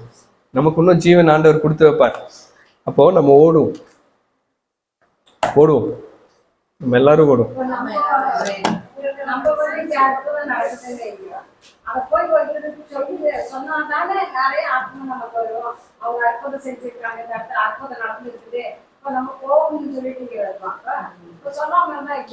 இல்ல நம்ம போய் சொல்லக்கூடாது, அற்புதம் பெற்றவர்கள் போய் சொல்லுவாங்க. அதான் நான் சொல்றேன். இப்ப மைக்க பிடிச்சிட்டு தம்பி வாப்பா உனக்கு ஆண்டவர் என்ன சொன்னாரு, அதெல்லாம் நான் சொல்ல மாட்டேன், அதை நான் விரும்ப மாட்டேன். சரியா? ஆனா அவங்க போய் சாட்சி சொல்லுவாங்க. நான் இந்த இடத்துக்கு போனேன், அவங்க ஜெபம் பண்ணாங்க, பிரதருங்க ஜெபம் பண்ணாங்க, சிஸ்டர்ஸ் ஜெபம் பண்ணாங்க, ஒரு அற்புதம் நடந்துச்சு, அந்த இடத்துல ஏசப்பா அவனுக்கு சுகத்தை கொடுப்பாருன்னு சொல்லி கூட்டிட்டு வருவாங்க. இங்க பாபு ஜெபம் பண்ணுவாரு, அவர் ஜெபம் பண்ணா அவனுக்கு சுகமாயிருன்னு சொல்லி கூட்டிட்டு வந்தா அது விளம்பரம். சலீம் ஜெபிப்பாரு குணமாகும், அவர் ஜெபம் பண்ணா சரியாயிரும் அப்படின்னு சொன்னா அது விளம்பரமா போயிடும். கிறிஸ்துவை விளம்பரப்படுத்துங்க. என்ன விளம்பரப்படுத்தி 5 பைசாக்கு பிரயோஜனம் இல்லை. 5 பைசாக்கு பிரயோஜனம் இல்லை. அதுதான் சொல்றேன் நான். நம்மள அந்த சாட்சி போய் மற்றவங்களுக்கு சாட்சியா இருக்கும். அந்த பிசாசு பிடிச்சவனுடைய காரியத்தை நான் உங்களுக்கு சொல்றேன். அடுத்த வாரம் மெசேஜ் அதெல்லாம் ப்ரிப்பேர் பண்ணி வச்சிருக்கேன். அவன் போய் ஆண்டவர் எந்த இடத்துல அவரை வரக்கூடாது நீ அப்படியே போயிருந்தாங்களோ, அவன் போய் சாட்சி சொன்னதுக்கு அப்புறம் ஆண்டவருக்காக அவங்க காத்துட்டு இருந்தாங்களாம். அவர் வரும்பொழுது திருப்பி அவரை கூட்டிட்டு போனாங்க. அங்க அவர் இருந்தாராம். யாரு சாட்சி சொன்னது? ஏசப்பா போய் சொன்னாரா, தம்பி உனக்கு எத்தனை வருஷமா பேய் பிடிச்சிட்டு இருந்துச்சு சொல்லுப்பா, பிரதர்கிட்ட சொல்லு அப்படின்னா மைக் கொடுத்து பேசினாரு. இல்ல, ஆண்டவர் என்ன பண்ணாரு, நீ அவரை துரத்தி விட்டாங்க ஏசப்பாவை. அவன் குணமானது கூட அவங்களுக்கு இல்ல. அந்த பண்ணி போய் விழுந்தது தான் அவங்களுக்கு பிரச்சனையா இருந்துச்சே தவிர, அங்க ஒருத்தன் சாக கடந்தான், கல்லறையில இருந்தான், அவனை சரியாய் உட்காந்துருக்கான் ஏசப்பாவோட பாதத்துல. அவனை குறிச்சு யாருக்கும் கவலை இல்லை. அங்க பண்ணி விழுந்து செத்து போனதான் அவனுக்கு கவலையா இருந்துச்சு. ஏசப்பாவை அடிச்சு துரத்திட்டாங்க, நீங்க போயிருங்க, இங்க வராதீங்க, எங்க எல்லைக்குள்ளேயே வராதீங்கன்னு. ஆனா இவன் போய் சாட்சி சொன்னோன்னு என்னாச்சு? அவர் திரும்பி வரும்பொழுது ராஜ உபசாரம் ஏசப்பாக்கு. அப்ப நம்ம செய்யற அற்புதம் இல்லை, ஏசப்பா செய்யணும் அற்புதம். இங்க சலீமும் பாபுவும் நீங்களும் ஜெபிக்கிறது அந்த வார்த்தையே வரக்கூடாது. அந்த சபைக்கு போங்க, ஏசப்பா உங்களுக்கு விடுதலை கொடுப்பாரு அப்படி சொல்லணும். எங்க பாஸ்டர்கிட்ட வாங்க ஜெபிப்பாரு, அவர் விடுதலை கொடுப்பாருன்னா அவர் பாஸ்டர் கிடையாது. புரியுதா? அப்ப யார் இருக்கா இந்த இடத்துல? ஏசப்பா. பாபுவையும் சலீமையும் மறந்துருங்க, நீங்க ஜெபம் பண்ணுங்க. நாங்க இல்லைனாலும் நீங்க ஜெபிச்சா பிசாசு ஓடணும். இந்த கேட்டுக்குள்ள வரும்போதே பிசாசை பயப்படணும், ஐயோ நான் உள்ள வரலன்னு சொல்லி ஓடணும். யாருக்காக? உங்களை பார்த்து, எங்களை பார்த்து இல்லை, உங்களை பார்த்து. அவங்க அங்கிருந்து வரும்பொழுதே சுகமாகணும், அந்த ஒரு நம்பிக்கை இருக்கணும். எங்களை நம்பி இல்லை, கிறிஸ்துவை நம்பணும். ஏசப்பா கிட்ட வந்தாதான் விடுதலையும் அற்புதமும் கிடைக்கும். அப்போஸ்தலர்களே அங்க என்னென்னமோ பண்ணி பார்த்தாங்க, அந்த பேய் ஓடல, அவர் கூடயே தான் இருக்கிறாங்க. ஆனா அவர் சொன்னோன்னா போகுது இல்லையா? அப்போ ஏசப்பா மாத்திரம்தான் மகிமைப்படும். இங்க நானோ சலீமோ இல்லை நீங்களோ மகிமைப்படக்கூடாது, கிறிஸ்து மாத்திரமே தான் மகிமைப்படும். இன்றைக்கு நீங்க என்ன பிரசங்கிக்கிறோம், அந்த பிரசங்கத்தை நம்ம வாழ்க்கையில நடைமுறைப்படுத்தணும். அதனால கிறிஸ்து வரும் பொழுது கிறிஸ்துவுக்காக ஒரு கூட்ட ஜனத்தை நம்ம ஆயத்தப்படுத்தணும். நான் முடிச்சிடறேன், ஜெபிப்போம். எங்களை அதிகமாக நேசிக்கிறீங்களா ஆண்டவராகிய இயேசு கிறிஸ்துவே, ஸ்தோத்திரிக்கிறோம், துதிக்கிறோம். கர்த்தாவே, உம்முடைய வருகைக்காக நாங்கள் ஆயத்தமாக கர்த்தர் எங்களுக்கு கிருபையை கொடுங்க. ஆண்டவரே, உம்மை பற்றி இன்னும் அதிகமாய் தெரிந்து கொள்ள எங்களுக்கு விருப்பமாக இருக்கிறது. ஆண்டவரே, இன்னும் அதிகமாய் எங்களுக்கு கற்றுக் கொடுங்க ஏசப்பா. நாங்கள் ஒன்றுக்கும் உதவாதவர்கள் ஏசப்பா, இந்த சின்ன குடும்பம் தான் ஆண்டவரே, ஆனால் நீங்கள் இருக்கீங்கன்னு சொல்லி நாங்கள் விசுவாசிக்கிறோம் ஏசப்பா. நாங்கள் வாரம் இங்கே உங்களை பார்க்க வரோம் ஏசப்பா, உங்களுடைய அன்புக்காக வரோம் ஆண்டவரே ஏசப்பா, உங்களுடைய சமாதானத்திற்காக நாங்கள் வரோம் ஏசப்பா. நாங்கள் எங்களை மேன்மைப்படுத்த விரும்பல ஏசப்பா, உங்களுடைய நாமத்தை மேன்மைப்படுத்த எங்களுக்கு விருப்பமா இருக்குது ஆண்டவரே. மற்றவர்களைப் போல நாங்கள் பிரசங்கிக்கல ஆண்டவரே, உங்களுடைய நாமத்தை மாத்திரமே நாங்கள் உயர்த்தணும் ஏசப்பா. எங்களை நாங்கள் தாழ்த்துறோம் ஏசப்பா. எங்களுக்கு பேரோ புகழோ மகிமையோ எதுவும் தேவையில்லை ஏசப்பா. உங்களுடைய நாமம் மகிமைப்படணும் ஆண்டவரே. உங்களுடைய வருகையில நாங்கள் வரணும் ஏசப்பா. உங்களோட நாங்கள் சஞ்சரிக்கணும் ஏசப்பா. உங்களோட நெருங்கி இருக்கணும் ஏசப்பா. எங்களுடைய தேவைகளை நீர் அறிந்திருக்கிறீர் ஏசப்பா. நாங்கள் கேட்கறதற்கு முன்பாகவே நீர் அறிந்து வைத்திருக்கிற தேவனா இருக்கிறீர் ஏசப்பா. எங்களுடைய தேவைகளை சந்தியும். இங்கே வந்திருக்கிற ஒவ்வொருவரையும் கர்த்தர் நீர் ஆசீர்வதிப்பீரா. அவருடைய தேவைகளை சந்திங்க ஆண்டவர். ஆண்டவரே, அந்த பிரதருக்காக நாங்கள் ஜெபிக்கிறோம். இன்றைக்கு போய் ஜெபித்துட்டு வரும் பொழுது அவருக்கு அந்த கை அசைவும் கண் அசைவும் நாங்கள் பார்க்கிறோம். அந்த மகன் குடும்பம் ரட்சிக்கப்படட்டும் ஆண்டவரே. உம்முடைய வார்த்தை அந்த இடத்துல பேசட்டும் ஆண்டவரே. இன்றைக்கு மகனை குறித்து ஆண்டவரே நீர் என்ன சித்தம் வைத்திருக்கிறீரோ அந்த சித்தத்தை நீர் நிறைவேற்றுமாறு ஜெபிக்கிறேன். அந்த மகன் ரட்சிக்கப்பட்டால் அநேக ஜனங்கள் ரட்சிக்கப்படுவார்கள் ஆண்டவரே. அந்த ஆத்துமா நரகத்திற்கு போகக்கூடாது ஏசப்பா. ஏசப்பா, அந்த குடும்பம் நரகத்திற்கு போக வேண்டாம் ஏசப்பா. அந்த விதை முளைக்கட்டும் ஆண்டவரே. அநேகருக்கு பலன் கொடுக்கட்டும் ஆண்டவரே. அநேக விருட்சங்களை மாறட்டும் ஆண்டவரே. அநேக பறவைகள் வந்து இந்த இடத்தில் தங்கட்டும் ஆண்டவரே. ஒரு பெரிய மரமாய் மாறட்டும் ஆண்டவரே. அந்த ஆத்துமாவை நீர் மறுபடியும் உம்முடைய பக்கத்தில் சேரும் ஆண்டவரே. அந்த கழுத்து பகுதியில் இருக்கிற எல்லா நரம்புகளும் கூடட்டும் ஆண்டவரே. ஆண்டவரே, மறுபடியுமாய் பேசட்டும் ஆண்டவரே. ஒரு அற்புதம் அடையாளம் நடக்கட்டும் ஆண்டவரே. உம்முடைய ஆணி பாய்ந்த கரம் அந்த பிள்ளையின் மேல் இருக்கட்டும் ஆண்டவரே. இந்த நேரத்தில் அந்த படுக்கை சுற்றிலும் கர்த்தருடைய பிரசன்னம் இருக்கட்டும் ஆண்டவரே. ஆண்டவரே, உம்முடைய தூதரை அனுப்பி பாதுகாத்துக் கொள்ளுமாறு ஜெபிக்கிறேன். அந்த இருள் எல்லாம் விலகி போகட்டும் இயேசுவின் நாமத்தால. அந்த இடத்துல ஒரு வெளிச்சமாய் இருக்கட்டும் கர்த்தாவே. உம்முடைய வெள்ளை சிங்காசனத்தில் இருந்து கர்த்தாவே அந்த மகனை நீர் பாதுகாத்துக் கொள்ளுவீராக. எழுப்புங்க ஆண்டவரே. அடுத்த டைம் பேசும் பொழுது ஆண்டவரே, அந்த மகன் கிறிஸ்துவை ஏற்றுக்கொள்ளுகிற ஒரு மகனாய் இருக்கட்டும். இந்த குடும்பத்துல அந்த குடும்பமும் வந்து சேரட்டும் ஆண்டவரே. ஆண்டவரே, இந்த குடும்பத்துல ஆண்டவரே இன்னும் அநேக ஜனங்களை கூட்டிட்டு வாங்க ஆண்டவரே. எங்களுக்கு போராட்டங்களோ நிந்தைகளோ ஆண்டவரே எது வந்தாலும் கர்த்தர் நீர் எங்களோடு இருக்கிறீர் என்று நாங்கள் விசுவாசிக்கிறோம். எங்களை எடுத்து பயன்படுத்தும் ஆண்டவர். இன்னும் அநேக காரியங்கள் உண்டு, கர்த்தர் எடுத்து பயன்படுத்துங்க ஆண்டவரே. நாங்கள் பேசின அத்தனை ஜனங்களுக்காகவும் நாங்கள் ஜெபிக்கிறோம். ஒவ்வொருவரையும் இந்த இடத்திற்கு கூட்டிட்டு வந்து சேருங்க. ஆத்துமாக்களை அதிகப்படுத்துங்க ஆண்டவரே. புது ஆத்துமாக்களை கொடுங்க ஏசப்பா. கிறிஸ்துவை அறியாதபடி இருக்கிற பிள்ளைகளை கொடுங்க ஆண்டவரே. அந்த பிள்ளைகளை நாங்கள் ஆண்டவரே ஏசப்பா உங்களுடைய ராஜ்யத்திற்கு கூட்டிட்டு வர எங்களுக்கு கிருபையை கொடுங்க. வருகிற நாட்கள்ல உங்களுக்காக இன்னும் அதிகமாய் ஓட கர்த்தர் கிருபையை கொடுங்க, வழி நடத்தும். இயேசுவின் நாமத்தால் ஜெபிக்கிறோம் எங்கள் ஜீவனுள்ள நல்ல பிதாவே, ஆமென்.